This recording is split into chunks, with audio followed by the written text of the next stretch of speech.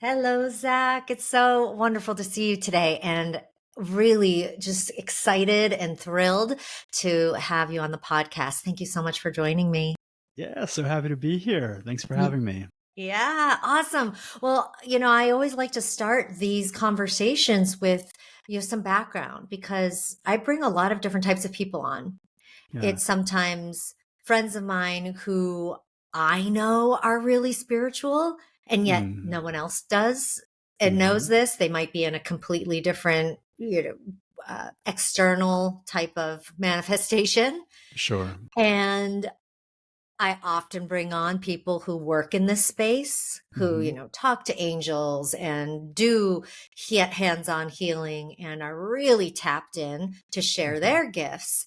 And oftentimes people are very similar in the sense, or I guess what the thread that connects us all is that we've been through some shit, Yeah. something that really kicked us onto this path, Yeah. and in a way that either it's the way we live or it's the way we work or it's both. So tell Hmm. us, Zach, how you awakened to yourself as a spiritual being, and Yeah. what was it that really inspired this in your life and in your work? Yeah. Yeah. It was the shit. It was the shit, right? It was the personal hell. And more accurately, it was the moment that I recognized how I was actually creating that hell.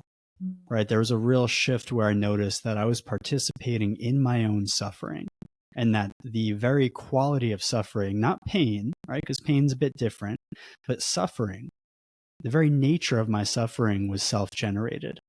Mm. And that came after years of reliance on alcohol. It came after years of numbing myself and escaping my own emotional hardship, my own emotional suffering in various ways. It came after years of depression and suicidal ideation.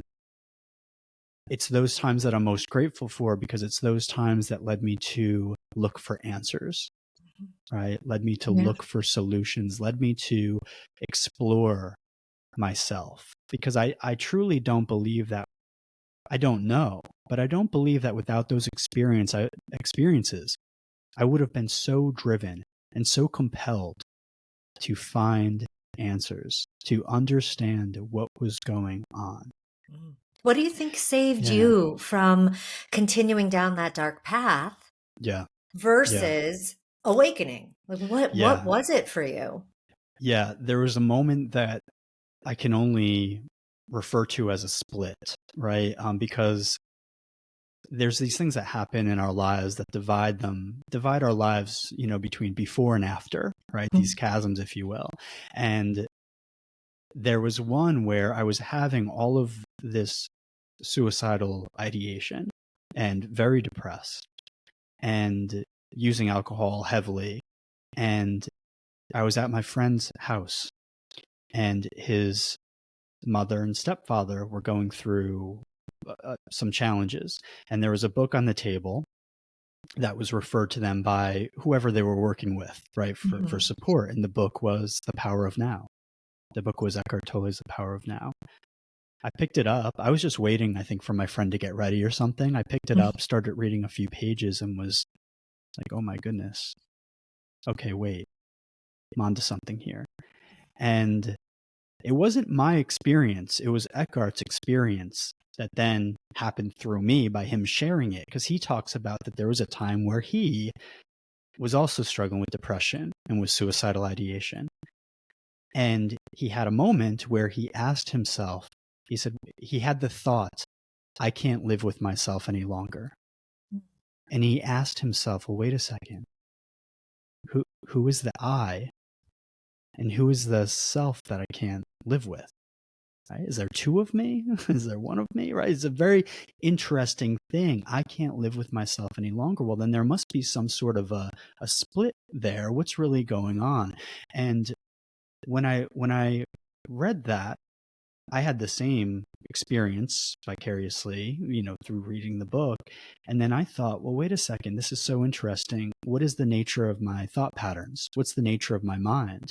What is the nature of my ego? And how interesting that I'm actually over here witnessing the activity of the ego, right? I'm the witness, I'm the presence, I'm the awareness underneath the activity of my mind.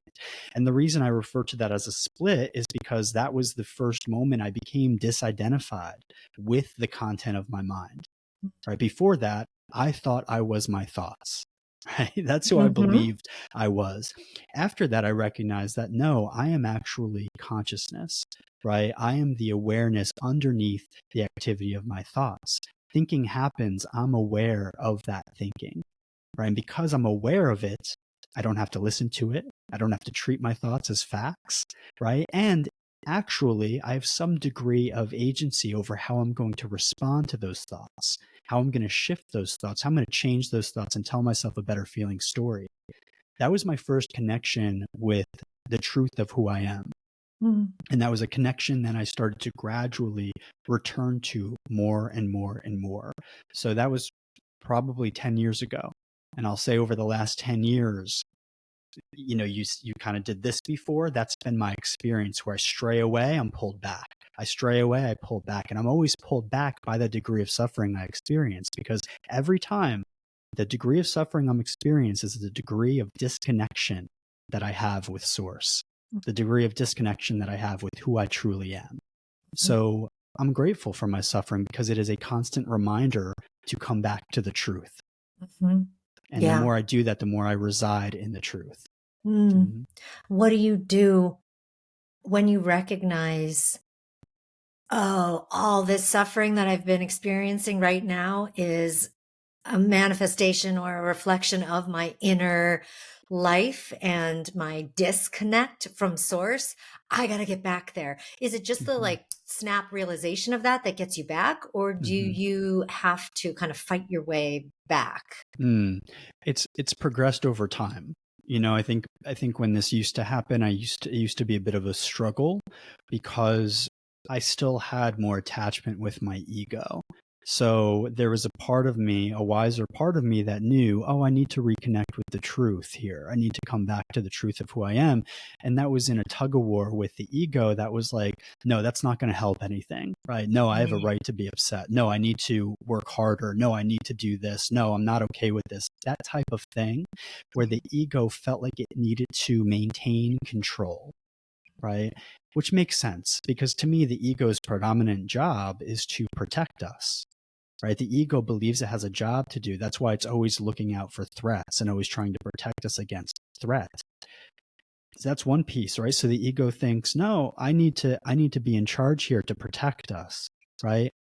The second piece of it is very interesting, is that by connecting with source, there's a bit of a dissolution of the ego, right? There's a bit of a dissolution of the ego. So there's an ego death that happens when we immerse fully into the connection with source, right? We become fully identified and embodied in consciousness and pure awareness.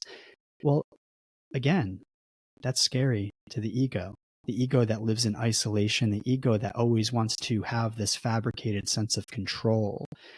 That's basically surrendering the ego and saying, no, I appreciate you, right? But Mhm. we don't need you in charge right now. Yeah. That's, I love you. I hear you. I feel you. This is not the time for you to be driving the car. Hmm. And that is a moment, and that's a shift where the more I've done that and the more I've recognized that everything's okay. I Hmm. can do that and everything is okay. Everything unfolds beautifully. In fact, everything unfolds in divine timing. Everything that happens is absolutely required to happen. And it's only been through practicing this for long enough that I can actually now recognize it. And my ego can become a bit more comfortable with this immersion into the present moment, this Hmm. immersion into pure consciousness. Yeah. So it's that. And over time, my trust in life has expanded tremendously. so Mm. that there's a little bit less of a need for the ego to pipe up. Mhm. The more I've gotten there, now when I drop into meditation, it won't take me long. I mean, truthfully, probably 30 seconds to a minute, and I can completely shut off my thoughts Mhm. and access the state of pure bliss, pure expansiveness that's always available to us. It's the Mhm. very truth of who we are. Mhm. Yeah, that's the simplicity of it all, isn't it? That Yes. everything that we seek is right here, that we are Beautiful. it. And Beautiful. it's just a full acceptance of that rather than, Yes. you got to go out and get it. And I mean, the journey and the struggle seems hard because it is the fighting the ego. It's Yes. the knocking down all the barriers that have been put up through programming and conditioning. It's Yes. like that's Conditioning. the hard journey. But then when you discover what you've been looking for and realize that it's Yeah. all just right here, Yeah. fully accessible at any moment, that you are it that you seek, then Right. it's like, oh, I didn't have to go and like Right. go so far away or do so much. Like I can just be. It's like a But yeah, beautiful it's cosmic easier joke. said than done, right? Yeah, yeah, it is. And sometimes you have to like show yourself that, Yeah. and really come into connection with that. But it's the way you put it is so beautiful and eloquent. And I would say that is probably the number one thing that drives the work I do, what I write about, what I speak about, what I coach people on is that notion of accessing within them what they're seeking around them. And because otherwise all of our life activity becomes a constant means to an end. And, in the end, by the way, the end is always to feel a certain way. Everybody just wants to feel good. Like Mhm. how simple, how beautiful. But we all just have these different ways that we think we need to get there. And to your point, that those ways have been determined, that we believe those ways have been determined through our conditioning, through our programming, through our upbringing. So we create these conditions, or rather we perpetuate these conditions to getting what we want. And in doing so, we actually distance ourselves from what we already have, Mhm. you know? Yeah. Yeah. I want to go back to what you were saying about pain versus suffering and how those are different. Yeah. What, Yeah. how would you make the distinction, or what is the distinction for you between those two things? Pain is to me, pain is the sensation. Pain is the raw sensation. We experience emotions that can be painful. Sure. We could even go beyond pain, because pain is a label, right? We could go beyond that, but I just want to acknowledge that we experience emotions that are painful. They can be highly uncomfortable. Suffering is when we perpetuate those emotions. Suffering is when we perpetuate that pain. Suffering is when we internalize it through our own participation. We mainly do this through our own mental stories, Mhm. right? That's why if you look at an animal in nature, they could face a serious, like, life-threatening situation. And very shortly after that situation is done, say they're being hunted by something and then they escape. Very, very shortly after, they're back to grazing. They're Yeah. back to relaxing, right? They're back in the They green shake it zone, off. right? They shake it. They literally, right? Literally. They'll move and expend that excess energy. Whereas, like, what do? We would keep the thing alive in our minds. We would, how dare that lion come after me, right? You know what? Next time it's probably going to come from over there because that's where it came last time, and I'm not going to allow it this time. And you know what? And if only that other zebra was looking out for me, he never looks out for me. And like, it would be this whole story that literally keeps the suffering alive, right? We do that through our stories. And we also do that, by the way, through our resistance to the pain, right? Our resistance to the emotional experience. We keep things alive. I know it's such a cliche, right? But what resists persists. Mhm. But it's true. If you look at the energetics of it, emotions are energy in motion. It wants to move, it wants to flow. When we resist our emotional experience, we keep it stuck. Yeah. We block it from moving through us. We block it from integrating into presence. We keep it alive as these underlying emotional charges. The more we resist that experience, the more we turn that pain into suffering. So it's like the transmutation where we actually take the initial pain, the initial wound, the initial trauma, and through our own participation, our resistance, and our mental stories, it becomes suffering. It becomes something we carry with us rather than just an experience we have. Mm-hmm. Yeah, I have a 12-year-old, and when he would hurt himself on the playground or playing sports or something, um, we were very conscious, my husband and I, of allowing him to feel the pain Mm. and being there for him, holding him, letting him cry, Oh, letting beautiful. him feel it, being like, "Oh, that hurts, doesn't it? Ah, Beautiful. man. Yeah, I've done that before. That's so painful."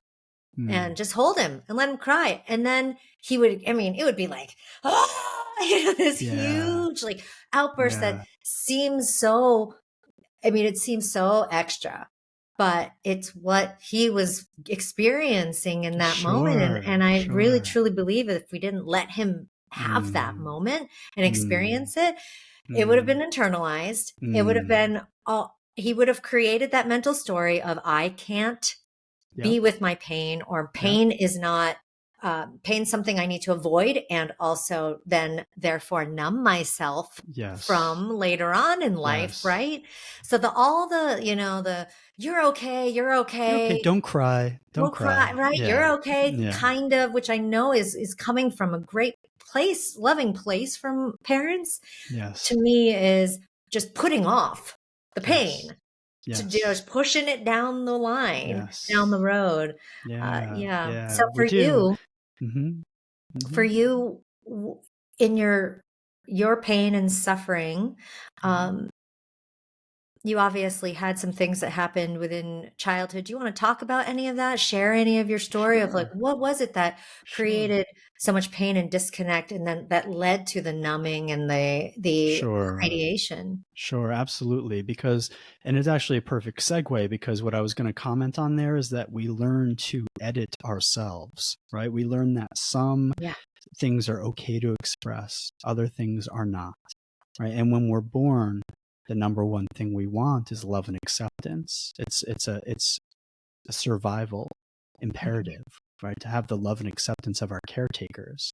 So we learn to be who we have to be in order to get that, right? Mhm. That's why such an easy way to figure out the patterns that are driving people's lives are which parents love or caretakers love did you crave the most, right? Not necessarily the one you had, which one did you crave, and then who did you have to be for that person?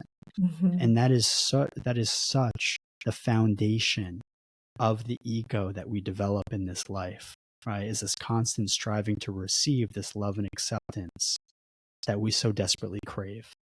All right, so it's the foundation of that programming.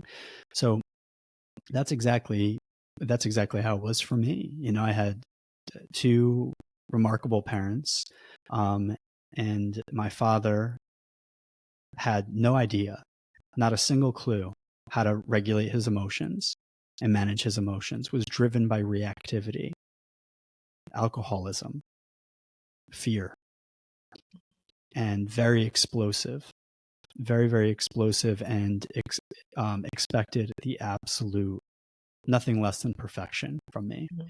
All right. My mother, thank goodness, because I truly am not quite sure what my path would have been without somebody like my mother. But my mother was always the one to hold me, comfort me, love me unconditionally, Mhm. right? And let me know, keep me grounded in the notion that the way my father was acting was not okay. The most important message she would always convey to me is that it has nothing to do with me. It's not because Mhm. of you. And I'm very grateful for that. However, as a young child, you still want the love and acceptance of your father, right? That's still something you crave. So I became someone who let me actually say two things. Not only was looking to have the love and acceptance of my father, but was also looking to protect my mother from a very young age, which meant that whoever I had to be to keep my father happy, to solve my father's problems, to not give my father anything to be upset about, Mhm. was exactly who I was going to be. not only to get his love and acceptance, but also to protect my mother from these violent outbursts that would happen. Mm. Right. And that was probably that was probably the genesis of the self-abandonment that I experienced for most of my life, where I would completely put other people's needs before my own, and I would truthfully deny, completely suppress my own emotional experience in the service of keeping the peace or making sure somebody else was okay. Mm. Because I took radical responsibility for other people's emotions. Yeah. And you were in Right? survival. Exactly. Mm. Exactly. So that governed most of the programming. So, of course, what does that mean? That means I'm left with all of these emotional experiences that I've suppressed and repressed over the years.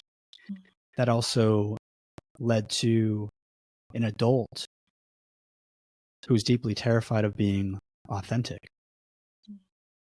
deeply terrified of being vulnerable, deeply terrified of actually expressing himself truthfully and fully because of what the repercussions might be. Mm-hmm. So you do two things, right? You numb. So numb the pain that was there, mainly through alcohol. And the second mechanism that shows up in a lot of our lives is we manipulate. And in a lot of my work, I talk about we manipulate or we sedate. So we manipulate. So sedate is numb. We want to turn the dial down on the pain we're experiencing. And manipulate is that we want to organize our lives so that we don't have to experience that pain. So what is it? I mean, that affects everything. That affects the relationships we enter into. That affects the risks we take, the decisions we make, right? Life becomes a series, a dance of avoiding anything that will activate this pain that we hold within us. Mm-hmm. All right. So that's what my life looked like. It looked like a life where I struggled with perfectionism and fiercely avoided any sort of criticism or feedback, right? Because there was such this imperative to be perfect, and so much anxiety around any mistakes or anything that was less than perfect. That also I would manipulate through absolutely keeping the peace, right? Not saying things that other people may not like, right? Not saying things that could be that could elicit an emotional reaction in other people, right? And I made everybody else's emotions my problem, right? So I would manipulate in terms of I would conduct myself in a way to alleviate other people's pain and suffering, thereby totally ignoring my own.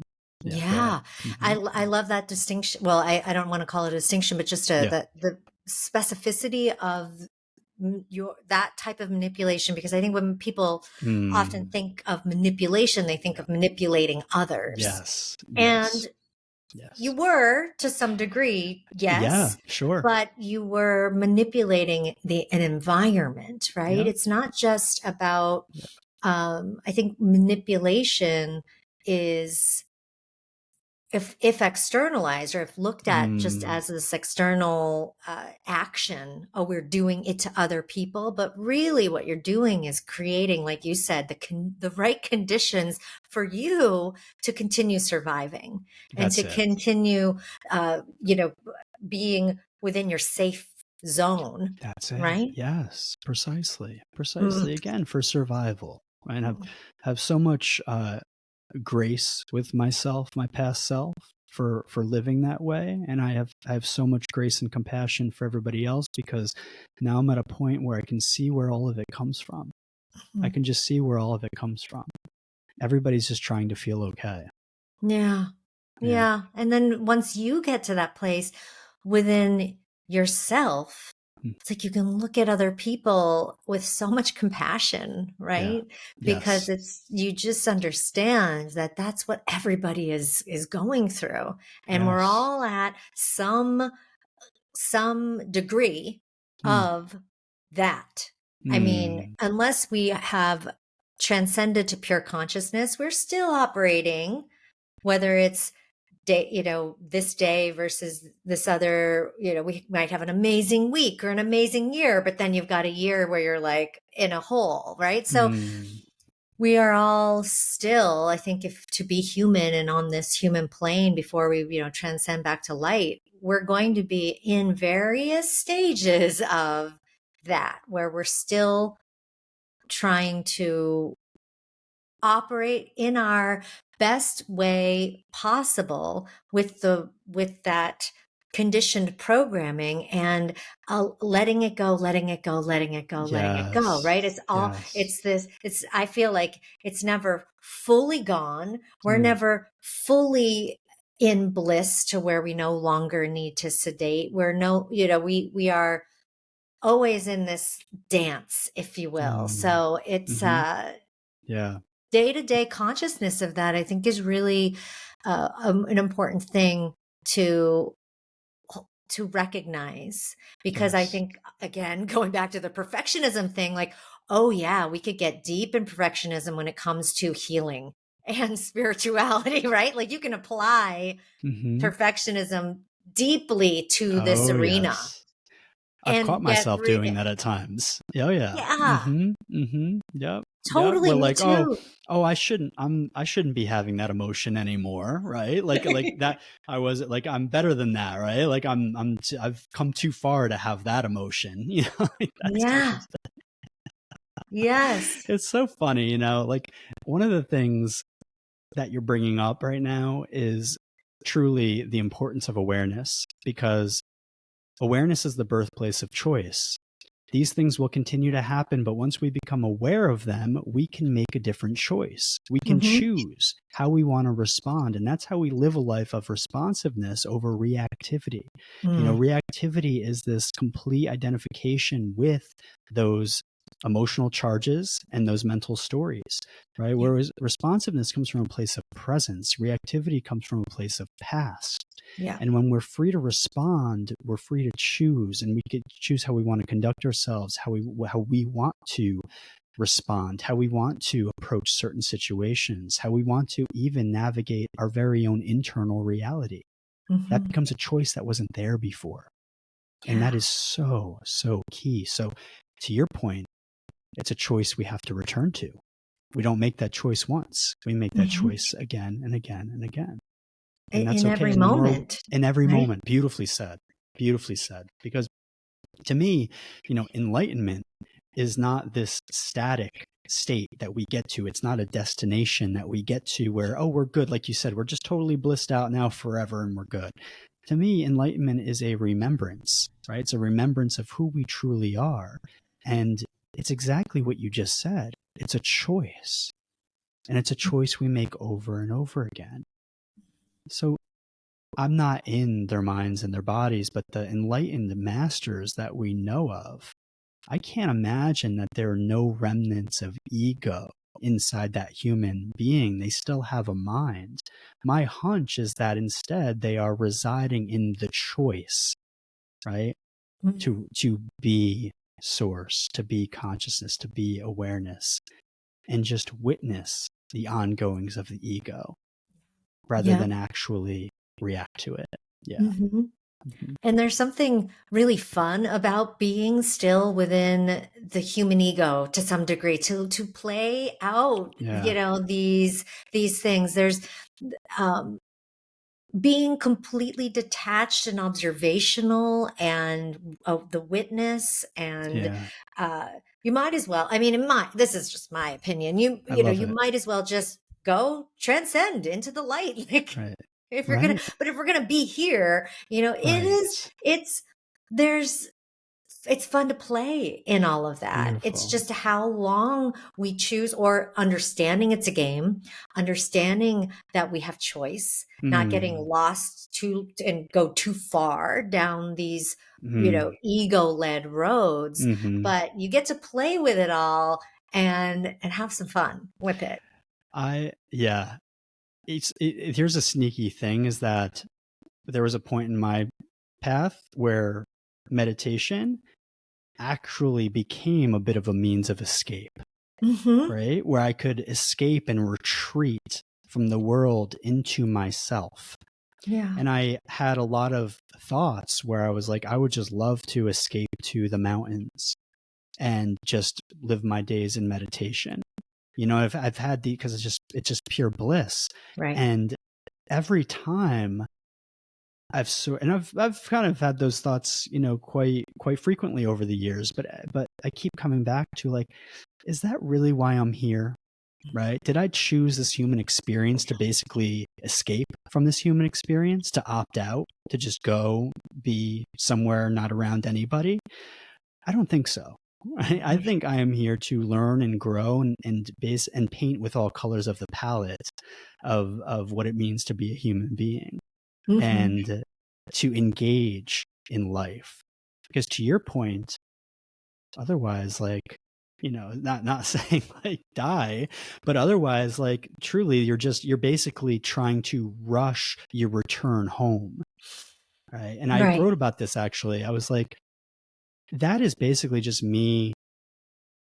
I'm I'm gonna get there anyway. I mean, that's what I Mhm. believe comes after death, right? Like, that's what I return to. That is home. That is source. So while I'm here for a short while, might as well be here. Might Mhm. as well live in this world, right? Like, that, be Yeah. in the world, but not of it. Like, that whole concept, like, be here, dance this dance, play this game, and also use it as an opportunity to leverage your creative powers, these innate creative powers that I believe we all have. What does it look like to recognize that you create your own reality, and then have fun with this human experience, and see what sort of opportunities it delivers to you. Yeah, exactly. And your path of discovering this, living this, and then also sharing this with Mm-hmm. others has been laid out in front. You're walking this path now. Mm-hmm. And I know that your support as a coach and a therapist in the realm of helping people with their own transformation and their own um, human flourishing, which I love, and Yeah. our potential here on this plane to be more than our ego, be more than our stories, be more than what Mm. happened to us, Yeah. that we can realize, one, the true nature, two, the how to co-create with source and Yeah. live and be and have this amazing life. And you talk about this inner freedom that is attained through all of that. Do Mm-hmm. you feel like that freedom is something that is our natural state? Like this freedom, inner freedom is the natural state, and then we are just sort of doing things to remind ourselves of that at all times. You're free, you're free, you're free. Mm-hmm. Yes, I do. That is precisely what I believe. And I, again, feel that we, through our conditioning and then what we carry on internally, right? We internalize our conditioning, and then we literally uphold the walls on our own prison cell.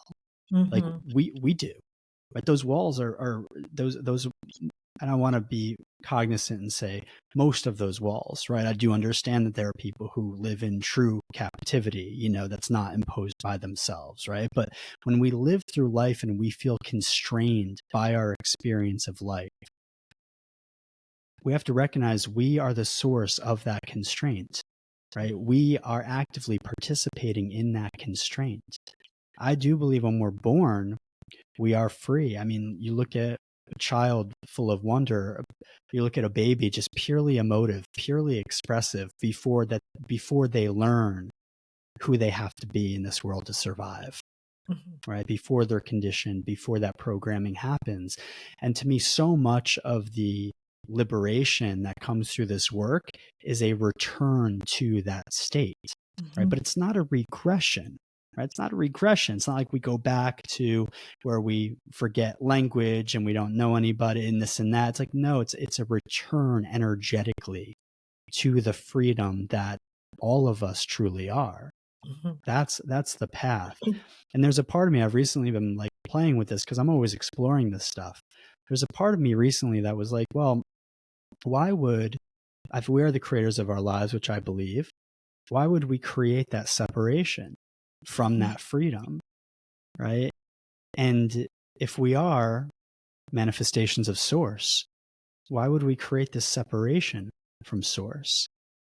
And I believe that this is kind of new for me, right? But my belief as I explore this is that we create the separation in order to experience the return, right? Because otherwise, there actually is no contrast, right? If we were just source and it's just bliss, there's almost no recognition of that because there is nothing else to compare it to. And we can't experience ourselves then. So it's almost like we've created this constraint to experience freedom. We've created this disconnection to experience connection. We've created this duality to experience unity. Right? Like this whole notion where it's like, oh, cool. Like we're all here just finding our way. We're the universe experiencing itself. Yeah. Right. And we're Yeah. all here finding our way back home. Yeah. Exactly. And not because this is lesser than. Yeah. This is actually the playground Yeah. for expanding our consciousness in its true form. But just like you said, I believe the same thing, that we do that through contrast, and we do that through being met with different scenarios of opposites or contrasts that we then are able to figure out, well, how do we move through this, beyond this, and with this, and learn from this. So yeah, I agree, or I believe in the same thing as far as what we're doing here and why we chose this, to have that experience of contrast. Otherwise, again, we would just be floating in bliss. We would just be pure consciousness. And and that sounds awesome and amazing. We can all return to that at some point, and we will. But if we choose to have this experience here, it comes with this, and it's so right. It's like, I imagine it's kind of like that scene in The Matrix, when you've seen The Matrix, right? Yes. Yeah. So, the scene with like the one guy who goes back into the Matrix. He's going to, mess everything up for everyone. He's going to, right. And he's having the steak in the restaurant with the agent, and he's just going, I don't care. I don't care. I don't care about the real world. Like, I just want to like experience this, and the difference there is that the quote unquote real world in the Matrix obviously is not a blissful, transcendent, pure consciousness place, right? They're suffering there and all of that. But in that moment when he's tasting the steak and drinking the wine and just going, oh, I just want this. Yeah. Is what I think a lot of us want as humans, to experience pure joy and experience tangibility, being able to touch and taste and feel things, to have sensation. And when you're just pure consciousness, we are oneness, right? You're just, when you experience all things, there's no distinction between things, right? So I think it's important in living this life to not only get to a place where you understand that of our true nature, but that we also really grab hold of this experience here and fully live it, and fully taste it, and fully be in it. Live and go, fully. I chose this. This is what this life is all about. This is what, this is what color is. And I get to look at this color and go, oh my God, this is so beautiful. And I've actually had that experience recently of where I feel like I'm really truly seeing the world around me as God would see it, like this creation, and going, oh my, me. Oh my God. Like this I love is that. so Oh my, beautiful. me. And I've like just broken down in tears looking and feeling it and going, wow, and if that's what gets someone out of that cycle of suffering, amazing, right? Oh my goodness, right?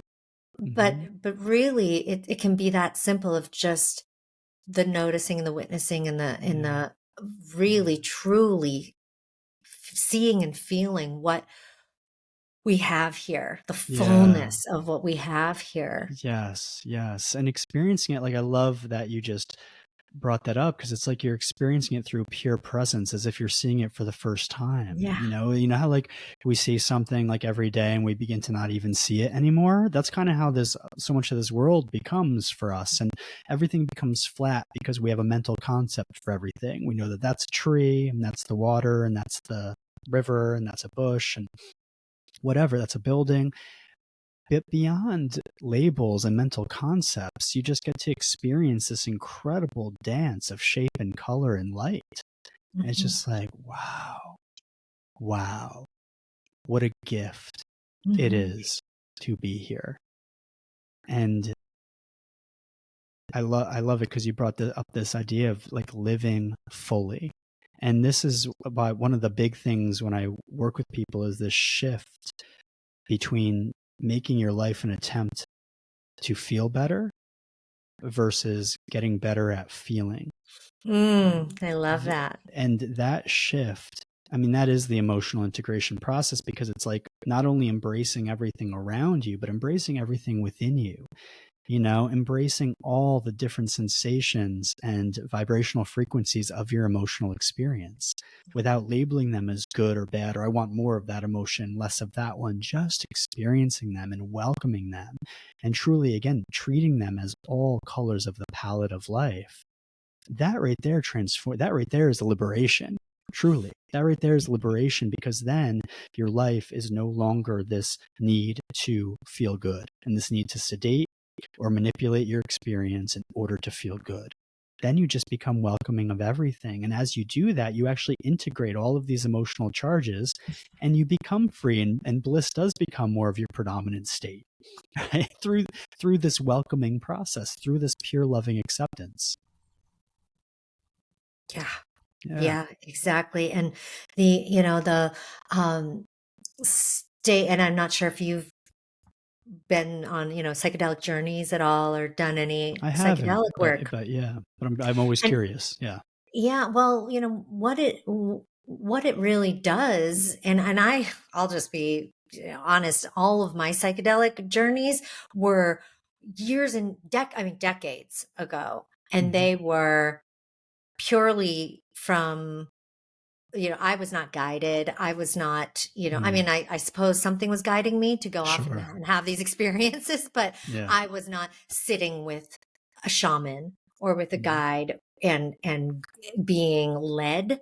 I Hmm. was purely like self-leading and tripping with my friends and, having these experiences that were super profound for me. They weren't just party experiences, although that was the environment a lot of times, but often in nature, often in, by myself, not doing it by myself, but, going off by myself and having Yeah. these moments. And what it does, at least what it did for me, was seeing past that flatness that you were describing. Yeah. Yeah. You see the multidimensionality of everything around you. You Hmm. see color, and like not just the Mm. color, but like the vibration of the color. Everything is vibration. You get to Yes. experience that. Yeah. Yeah. So I think that's what attracts a lot of people to plant medicine and these Mm. types of journeys, because it reawakens Mm.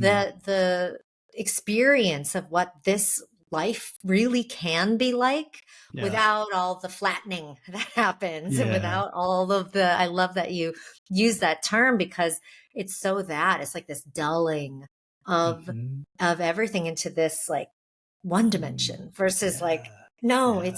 it's this multi-dimensional, incredible prism of experience. Mm. So that I think is why those journeys can be beneficial to Hmm. people, to reawaken that, and to allow people to experiencing, oh my, this is what is really around me. This is what Sure. life, or what this experience is. And I find that fascinating. I haven't, to me, I've been really reaching those states without plant medicine, Hmm. and Hmm. in more recent years, which is also fun Yeah. and is also really amazing. Yeah. What do Yeah. you do personally to get into, I mean, you mentioned meditation, of course, which is Hmm. the daily dropping in and the reconnecting with self. Are Yeah. there other things that you do and that you recommend to others to do in order Mm. to really keep that connection alive and to keep reminding yourself that you are here and you are free? Yes. Yes. Well, I'm gonna. There's a few things that come to mind. So one is, and this works really well for me and a lot of people I've worked with. So take it or leave it. But truly, nature. I know there's Mhm. some people who maybe aren't the biggest fan of nature, but truly being in nature, because being in nature teaches me so much. And when I say nature, this does not need to be a retreat to the woods, right? This could be a local park. This could be a stream, this could be anything. This could be a tree. But being in nature helps me reconnect with how divinely orchestrated this entire existence is, how everything works together, right? Did you post a story recently that was about it's like simple but complex? Was that did Yeah, I see? it's that Yeah, nature is complex but uh uncomplicated, which is beautiful. yeah, which is the Yeah, distinction being like it's a complex, right? I mean the cellular structure, how plants and trees talk to each other, how it all balances and harmonizes, like that's complex, but it's not complicated. yeah, yeah, And my post was about how we as humans can learn from yeah. that. Like we're Yes, complex beings, but we're not, it's not complicated and we're not complicated. precisely, So yeah. precisely. That's more or less what I'm saying, and I know you. It sounds like you share that very similar viewpoint of like just how it all works together. And there's that Lao Tzu quote that in nature, it might be paraphrasing, but in nature, nothing is rushed, yet everything is Mm. accomplished. Mhm. You never really see nature rushing, yet everything is working. Yes. Everything's working exactly as is intended. And the other thing it reminds me of is just how much of our reality that we are living in is mentally fabricated, right? There is like money does not exist without the mind. Like truthfully, right? With like there is nothing else in nature for whom money exists, right? Just to use one example, right? Mhm. You don't see, unless it's like a domesticated animal, perhaps, you don't see an animal in nature with a problem with their self image or self Mhm. confidence, right? Like you just don't, there's so much purity and intelligence and wisdom in nature. And there is so much of this human experience that the stuff that appears complicated and complex, that is just all mind generated. It does not exist without thought. Truly, it Mhm. does not exist without thinking about it. Yeah. And nature, to me, reconnects you with everything that exists beyond the realm of thought, and just Mm. how much of our experience is simply a mental conception, Mm. So, You yeah, mentioned those folks who may not like nature, sure, right? Who sure, may like be city people and they're right, like, "Ugh, I don't like to take my shoes off, outside, or, for right, someone like that who is hmm, just getting back to nature or, wants to follow this and go hmm, out, what would you recommend for someone who's in that place yeah, to begin to reconnect? yeah, yeah. You know, whatever is accessible. So that could be a garden. That could be simple, a rooftop garden. That could be a plant. That could be a little park. That could be anything, right? Where you are connected to the elements, essentially. You know, um, Within your environment, and that certainly does not need to require anything like camping or shoes off or anything of that matter, right? Just to Mhm. nature, what exists in nature. Because even like in cities, you're surrounded by almost everything you see is human made, human constructed. So to recreate, and I mean, listen, we are a part of nature, right? So I'm not Right. saying like on a larger scale, that is actually all created by nature. But Yeah. what I'm saying is beyond the realm of human intervention, right? Being able to connect with natural life in that way. Also animals, animals. I just think animals. So many animals represent pure presence and Hmm. unconditional love, and they are almost so pure in their self-expression that it can bring me to tears sometimes. Just any Hmm. animal.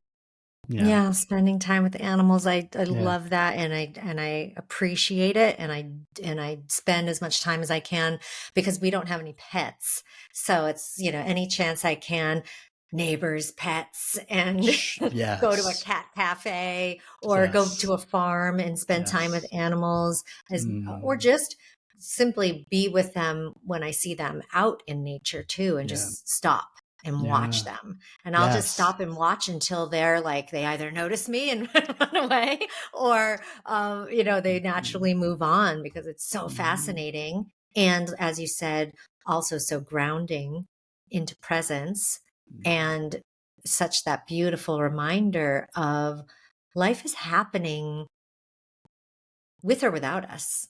Yeah. And you can choose to step into life and be a participant in it Mm. or not. Mhm. And there's levels or gradients of non-participation, Yes. right?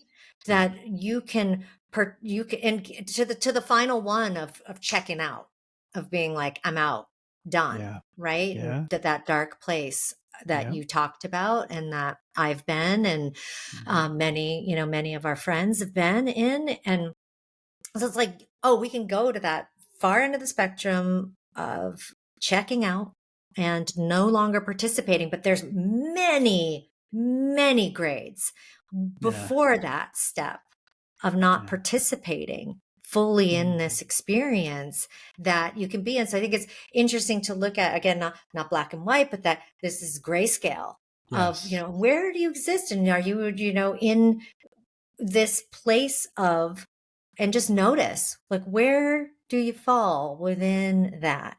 Yes. That to me is the path of consciousness, that Mm. we are aware of how we exist. We're Yeah. aware of how we are existing and Yeah. how we're participating or not. Yeah. And, there's no judgment. Like, you don't have to. Like, I don't look at people and go, oh my God, look at how they're just completely asleep and not participating. It's like, that's their choice Yeah. too, Yep. right? But we all have a choice. Exactly. And it's such a beautiful gift to have Yeah. that choice, isn't it? It is. It's an incredible gift, and something that, I mean, talk about a practice, right? That daily check-in of where are you on the spectrum, right? How are you feeling? What is your participation like in life? Is such a great tool because, again, awareness gives rise to the choice, and a lot of times you may be following going down a rabbit hole that you weren't even aware of, and the moment you check in with yourself and wake up to it, you get to choose differently. And Mhm. that I love that. I love how you described it as a spectrum too, because so often we do want to refer to these things because the mind likes binaries, right? It's like this or that. And it's not. Nothing in life is like that, right? It is this. Mhm. It is all these different shades. Yeah. Yeah. So, what would you like to leave people with today, as far as a reminder, a practice, Yeah. a thought, um, that is on your heart, or that you're calling in, that you'd like to drop in before we leave today? There's a there's a simple and incredibly profound practice that everybody can experience for themselves. And I've been guiding a lot of clients through this practice. And I've been guiding a lot of people who have even just, scheduled a single session with me through this practice. And it's had profound results. And really what it is it's a perceptual shift, and it's a commitment to feeling. So the practice is that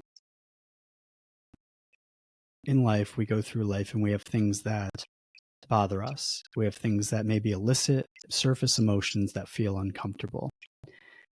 The mind will then oftentimes chime in and try to fix that, right? As if the discomfort is a problem.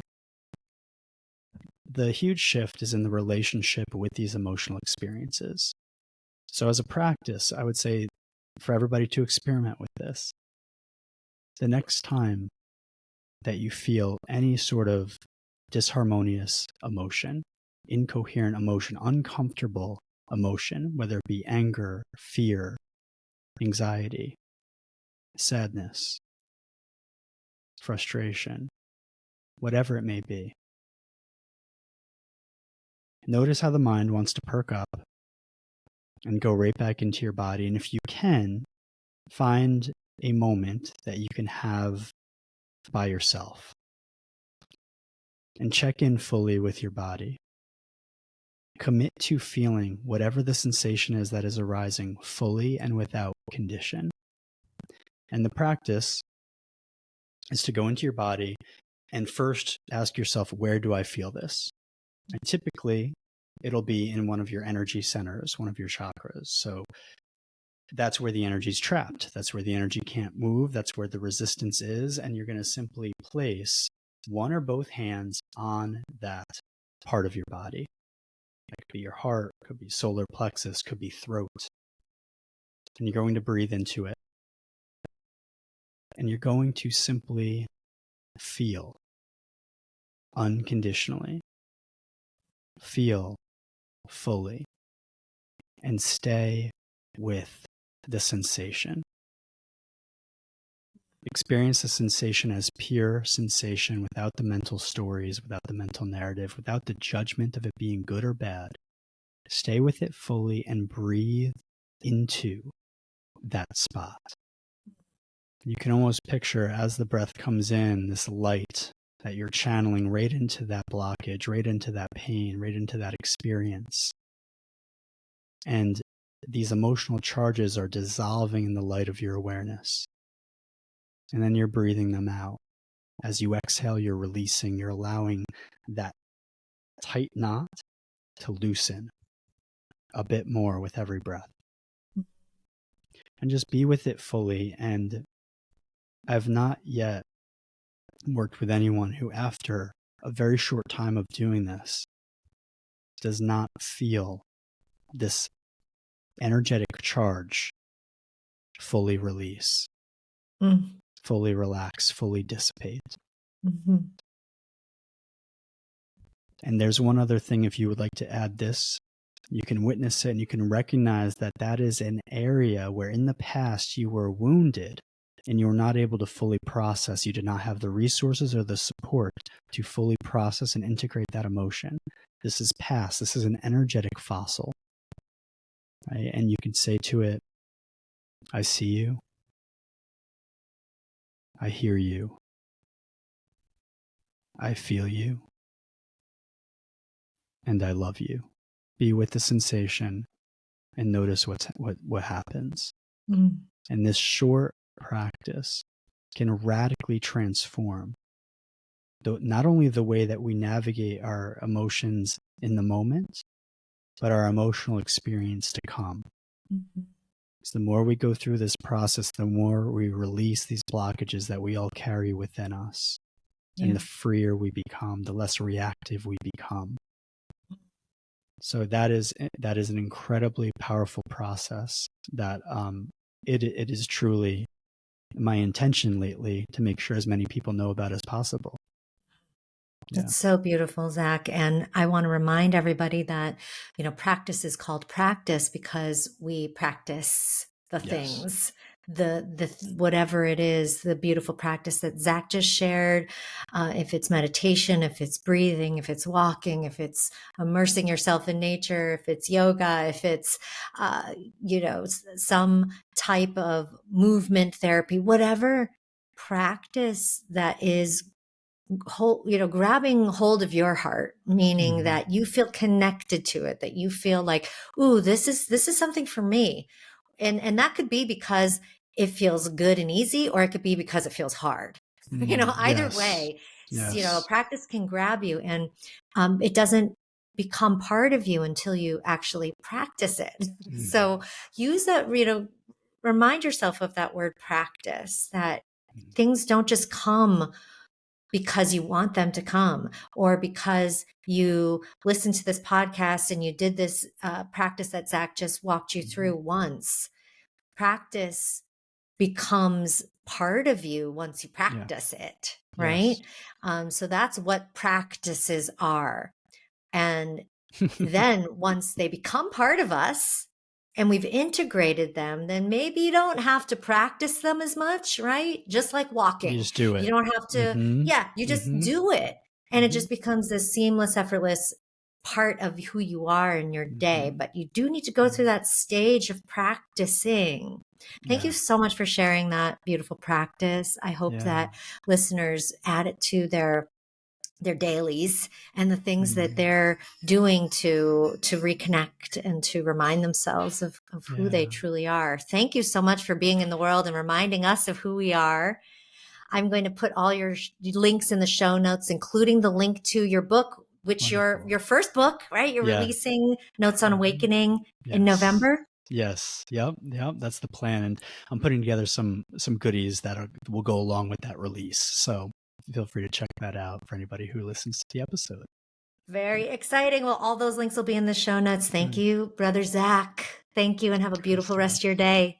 Thank you so much. Take care.